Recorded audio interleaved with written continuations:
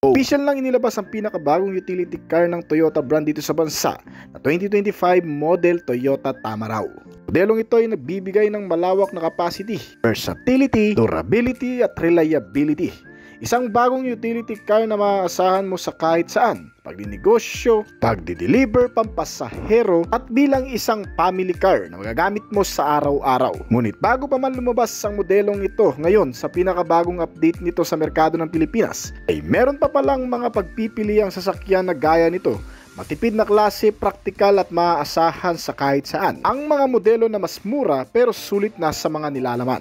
Yan ang alamin natin kasama ng mga presyo nito. Pero bago yun, syempre, kung bago ka pa lamang po dito sa aking channel, baka naman kaibigan po like, subscribe button, pati ng notification bell para naman mag-click like sa mga video na gagawin ko pa. Alright, simulan na natin to!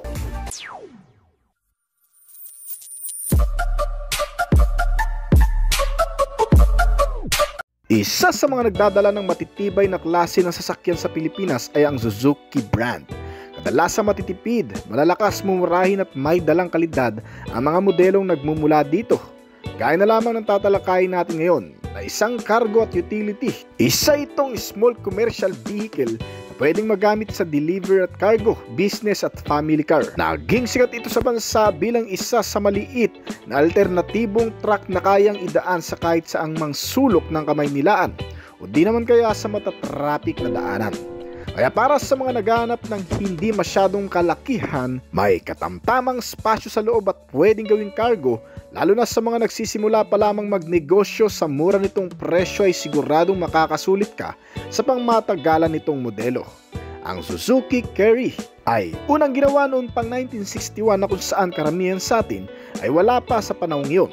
Ang modelong ito ay napapakinabangan na ng marami magpahanggang ngayon. May simpleng disenyo ang itsura nito. Mula sa harap na bahagi, bibigyan ka nito ng magandang liwanag sa gabi sa pamamagitan ng mga naka-rectangular shape na mga ilaw nito sa harap, na kung saan magkakasama na ang mga turn signal light, headlamp clearance para mas maging compact ang visibility, habang nananatili pa rin ang signature na itsura ng brand na inilagay sa modelong ito, na may dalawang horizontal line-shaped radiator grille na may kasamang flagship name logo na Suzuki. Kamat maliit lamang ay mananatili pa rin itong kapaki-pakinabang para sa marami.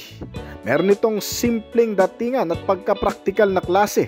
Halatang hindi rin basta-basta kasi ang mga suspensions, chassis frame, mga wheel and tires at mga brake na inilagay sa modelong ito ay pang heavy duty talaga. Gaya ng front suspension nito na MacPherson strap at may mga shock absorber na may kasamang coil spring at rear suspension na leaf spring para kayang bumiyahe kahit sa malulubak na klase.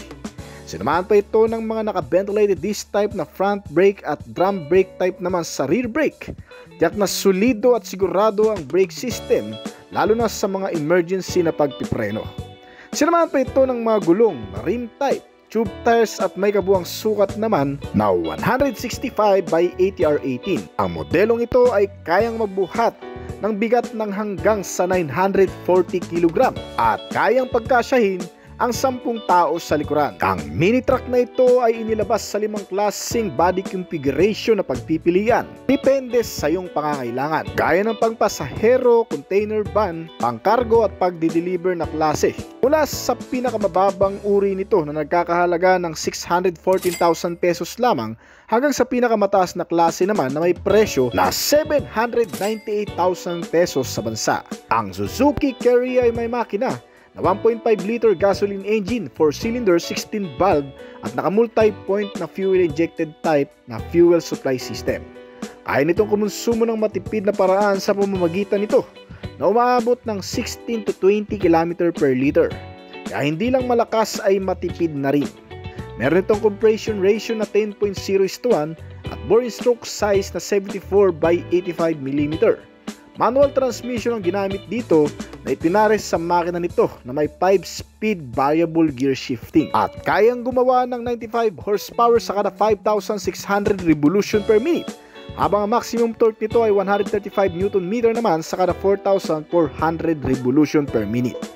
Umaabot ang bilis ng modelong ito ng hanggang sa 160 to 165 km per hour. Itong Suzuki Carry ay magaang na ring imaniubra dahil naka-power steering type na klase at electric din. Naka-rack and pinion kaya hindi basta-bastang nagwiwigil kahit may daan pa sa malulubak. Ang front seat nitong modelo ay kayang upuan ng hanggang sa 3 katao at may komportabling seat na naka-fabric seat upholstery pa ang cover. Ang nagbibigay dito ng maganda at relax na biyahe sa araw-araw. Binibigyan ka nito ng komportable kasama ang mga aircon system nito at iba pang mga entertainment para sa malayuang biyahe.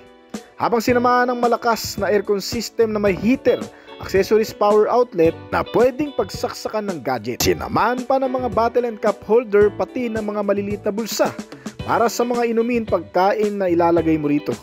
Meron ka ring makikitang libangan dito gaya ng radio at may USB and auxiliary input pa para sa connectivity na may kasama pang mga speaker. Habang ang driver ay binigyan ng analog type na klase ng instrument meter panel gauge na kung saan makikita ang mga sign notification, low fuel warning at mga signal o sign na lumalabas dito. Ang Suzuki Carry ay nilagyan din ng security system gaya ng anti-theft device at engine immobilizer para sa security kahit papaano ay hindi basta-bastang mananakaw. Ang kabuang sukat nito ay may lapad na 176.5 cm at may taas ito na 251.5 cm. May haba ito na 434.4 cm at turning radius para sa mga U-turn na umaabot ng 4.4 meter. Tumitimbang ang modelong ito ng 1,065 kg at kayang kumarga ng 940 kg. Nagkakahalaga ang kasalukuyang presyo nito mula sa 614,000 hanggang sa 798,000 pesos dito sa bansa. Pangalawa sa listahan natin mula naman sa Korean manufacturer, ang tinatawag na Hyundai H100. Isa pa sa pinakamagandang utility may malawak na capacity itong Hyundai H100 ay ang ino-offer na light truck vehicle ng Hyundai Philippines na may malawak na versatility, yung tipong magagamit sa kahit saan mo man naisin. Pwedeng pampasahero kargahan ng mga gamit at gawing service ng pamilya at partners sa ilang mga negosyo. Ang modelong ito ay swak para sa lahat ng iyong pangangailangan. Nagmula ito sa South Korea na kung saan doon na rin nanggaling at ginawa noon pang 1977. Patuloy na namayagpag dito sa merkado ng Pilipinas magpahanggang ngayon. Naging isa sa mga naging pangunahing pinagpipilian ng marami lalo na yung may mga negosyo dahil sa tibay, tatag, mapagkakatiwalaan at may malawak na kapasidad. Bukod pa dyan, matipid na rin daw ang modelong ito kaya magpahanggang ngayon ay tinatangkilik pa rin. Meron itong mas mahabang body kumpara sa Suzuki Carry at may katamtamang laki naman kung ikukumpara sa Mitsubishi L300. Kabilang sa makikita mo pa sa pang-external na disenyo nitong mini truck ay ang simpleng pormahan at iconic na katangian. Meron itong mga naka-halogen type na headlamp at mga naka-bulb type na mga turn signal lamp. Kasama pa sa mga parte na magugustuhan mo sa modelong ito ay ang malawak na rear cabin space na kayang kargahan ng mahigit sa 1,000 kg o kayang sakyan ng hanggang sa 20 passenger. Nilagyan din ang modelong ito ng matitibay na klase ng chassis at suspension na bagay lang din para mapanatili ang katatagan lalo na sa mga kargahan. Nilagyan ng front suspension na double wishbone at rear suspension na lip spring at may kasamang mga shock at coil spring pa. Naka-ventilated disc sa front brake at drum brake type naman sa rear. Ang mga gulong nito ay mga naka-alloy wheels na rin at naka-tubeless tires na may mga sukat na 195 by 70 R15. Pinapagana ang modelong ito ng 2.5 liter diesel engine. Naka 4-cylinder 16-valve dual overhead camshaft at naka Euro 4 compliance na rin. Para kahit naka-diesel ay hindi ganun kausok. Ang makina nito ay ipinare sa isang manual transmission type na may 6-speed gear shifting na kayang gumawa ng lakas na 128 horsepower at 255 Nm ng torque. Ang bilis nito ay umaabot ng hanggang sa 175 km/h. Meron itong malaking fuel tank na 65 liters at kumukonsumo ng 13 to 14 km per liter. Dito sa bansa, meron dalawang klaseng body configuration na pagpipilian ang inilabas ng brand. Mula sa presyo na 1,024,000 hanggang sa 1,243,000 pesos. Ay masasabi ring sulit at practical sa kabuang presyo dahil bukod sa versatile, may malakas na makina at malaking kapasidad. Ito rin ay naglalaman ng ilang mga modernong features gaya ng pagkakaroon nito ng maraming safety at security features. Meron itong ABS o anti-lock braking system kung saan may malaking naitutulong sa paggamit ng preno, lalo na sa mga emergency. Sinamahan pa ito ng electronic brake force distribution na nagpapalakas ng kapit sa oras na magamit ito sa mga pababang kalsada na may kargang mabibigat. Meron din itong brake assist na suporta at nagpapalakas palalo ng kapit. Sinamahan din ito ng crash sensor. May mga passenger at driver seat airbags, mga seatbelt sa front seat at nilagyan pa ng child safety locks. Meron din itong vehicle stability control system na tumutulong sa sasakyan para maiwasan ang pag-skid ng mga gulong sa oras na may dadaan ito sa madudulas, matutubig, mababato at malulubak na kondisyon. Para mapanatili rin ang magandang kontrol ng manubela at mas ligtas na biyahe kahit umuulan. Nilagyan din ito ng front and side impact beams at engine check warning system para sa pangkaragdagan pa sa security sense. Ang H100 ay naka-power steering at tilt and telescopic steering column na inilagay sa manubela nito. Pagpapanatili na magandang kontrol ng maneuver at kasama ang rack and pinion upang mapanatili ang mas magandang stability nito. Meron itong turning radius na 5.6 meter, kahit may kalakihan ay mas madaling i-maneuver. Komportabling sakyan ng hanggang sa 3 katao sa harap at pwede namang sakyan sa rear cabin ng hanggang sa 20 katao. Meron itong mga entertainment gaya ng FM and AM radio, mga connectivity na may Bluetooth, USB and auxiliary para sa dagdag na libangan, kasama ang mga speaker na nagpapaganda ng audio sound. Maganda ang handling ng manubela nito dahil karamihan sa control ay narito na rin. Multifunctional na steering wheel na klase at may magandang analog type display meter panel gauge. Meron itong malamig na aircon system na may kasamang heater, mga saksakan ng gadget na pwedeng pag-chargean at may mga accessories power outlet. Sinamahan pa ito ng bottle and cup holder na may mga maliliit na bulsa pa. Ang main door switch nito ay nilagyan pa ng power window at bukod pa dyan, nilagyan din ito ng electric folding rear view mirror na kung saan automatic itong nafo-fold. Adjustable pa ang headlamp at mas maganda na rin ang visibility nito sa madidilim. Meron itong kabuang sukat sa lapad na 174 cm at kabuang taas na 197 cm. May haba ito na 485 cm at ground clearance size na 18.5 cm. Ang wheelbase size nito modelo ay nasa 243 cm at nagkakahalaga ang presyo nito mula sa 1,024,000 hanggang sa 1,243,000 pesos dito sa bansa. Kinikilala bilang isa sa pinakamagandang delivery van sa bansa itong Mitsubishi L300. Sa tinagal-tagal ng pamamayagpag sa bansa, ang modelong ito ay talagang nasubukan na rin ng marami ang kalidad, pagiging matibay at matatag nito sa lahat ng aspeto. Madalas isinasabak sa malalayong lugar na may kargang mabibigat na bagay at umaahon mula probinsya hanggang Manila. Ganyan kalakas itong L300 na magpahanggang ngayon ay hindi nawawala sa listahan ng pagpipilian kung pang business ang iyong paggagamitan. Kaya naman sa video na ito ay malalaman mo kung ano nga ba talaga ang magugustuhan mo sa modelong ito. Unang-una, may malaking espasyo na kaya ang hanggang sa 20 katao o higit pa. Isa pa, hindi mo iisiping simpleng pang delivery lamang din ito. Dahil madalas ang iba, ito na rin ang ginagawang family car.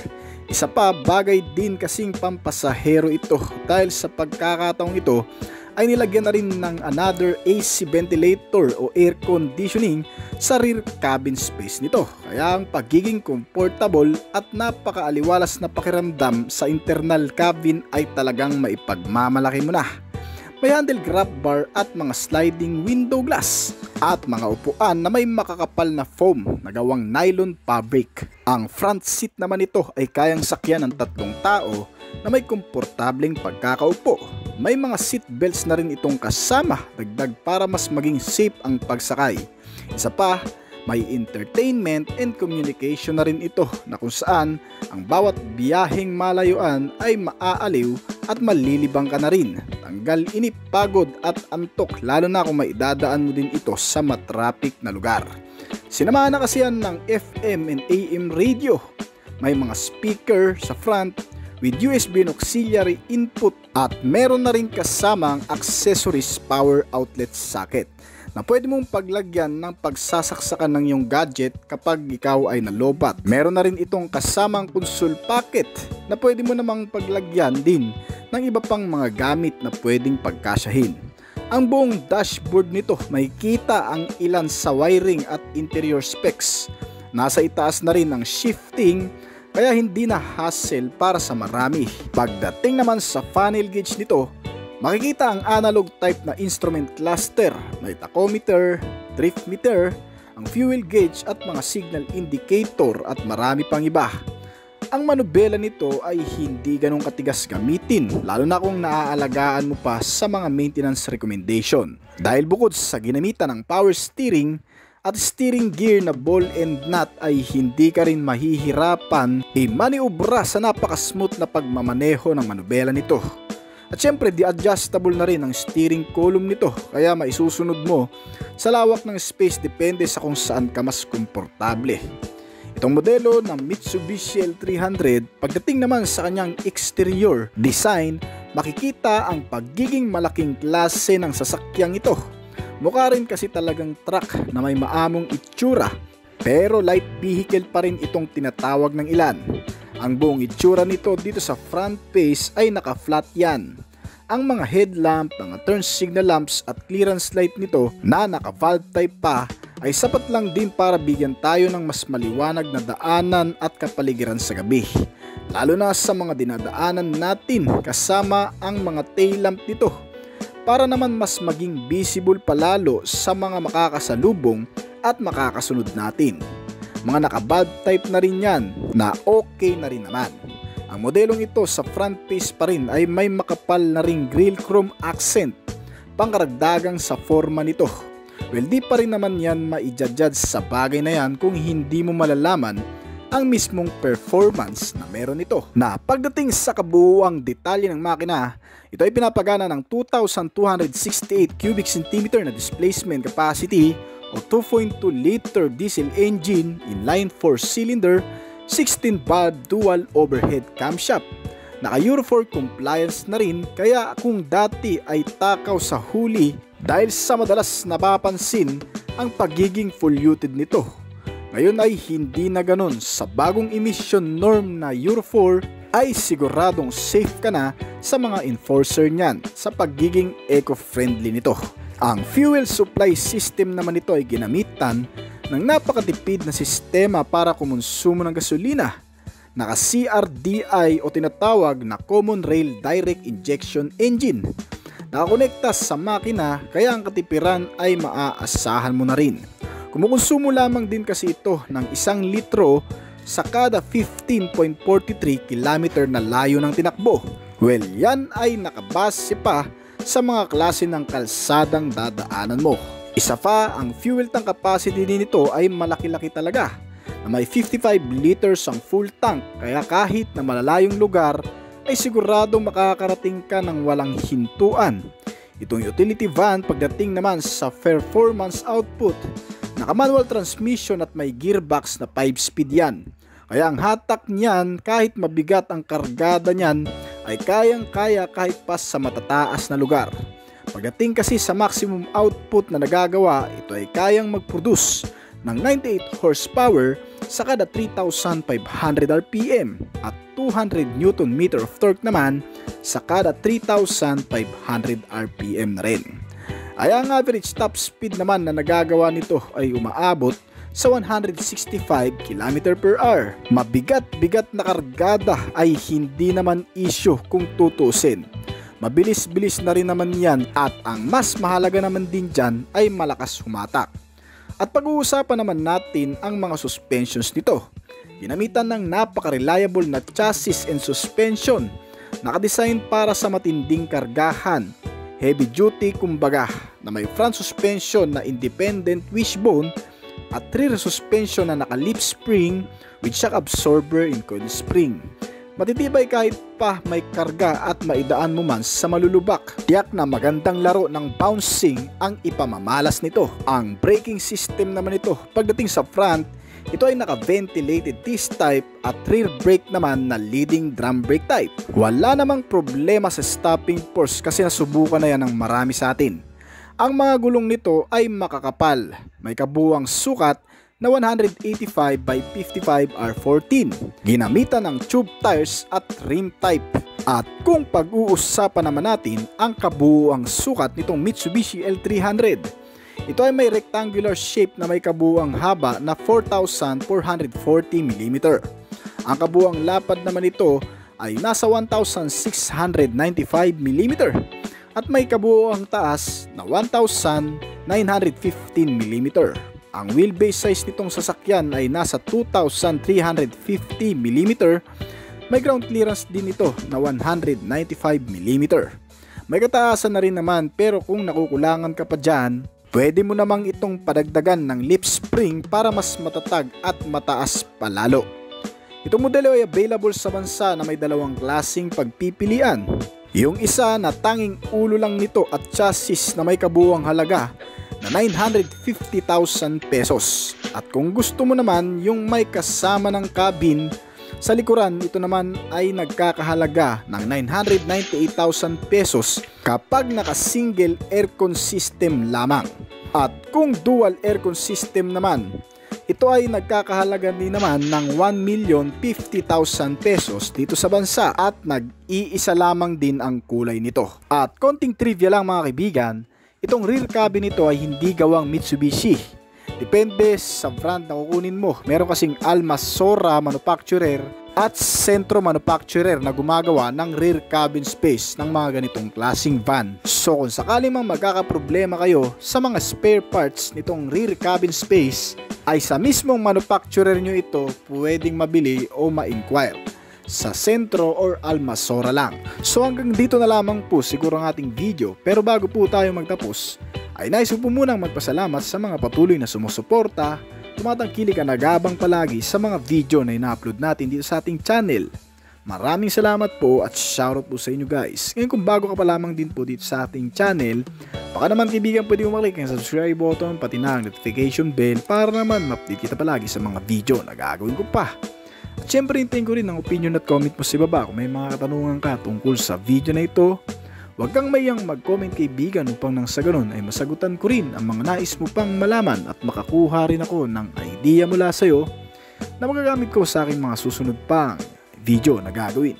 This is Obis Collection. Thank you!